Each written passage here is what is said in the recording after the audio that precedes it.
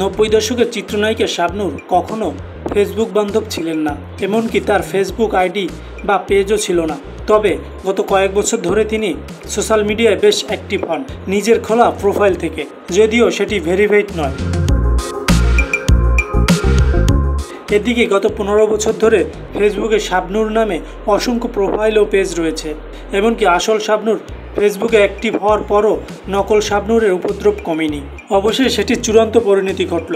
জানা গেল আসল শাবনূরের আইডি বা পেজ ভেরিফাইড না হয়ে এরই মধ্যে ফেসবুকের ব্লু টিক মার্কা পেয়েছে একটি নকল পেজ।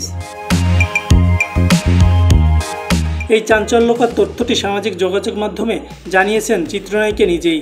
সেই সঙ্গে তিনি আশঙ্কা করছেন এর সঙ্গে জড়িত থাকতে পারে প্রতারক চক্র।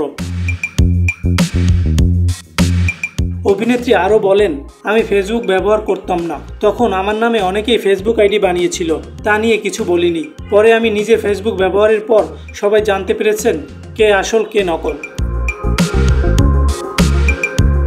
এরপর অনেকেই আমাকে বলেছিল আমি যেন ফেসবুক পেজ বা আইডি ভেরিফাইড করে রাখি, তাহলে সবাই নিশ্চিত হতে পারবে কে আসল শাবনূর কে নকল। কিন্তু আমি নিজে ফেসবুক পেজ বা আইডি ভেরিফাইড করার বিষয়টি নিয়ে খুব একটা গুরুত্ব দেয়নি। এখন মনে হচ্ছে ভেরিফাইড করে নিলেই ভালো হতো।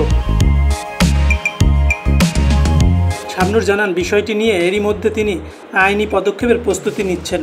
থানায় সাধারণ ডায়েরি শেষে এটি পুলিশের সাইবার নিরাপত্তা বিভাগের কাছে অবহিত করবেন বলে জানিয়েছেন এই চিত্রনায়িকা।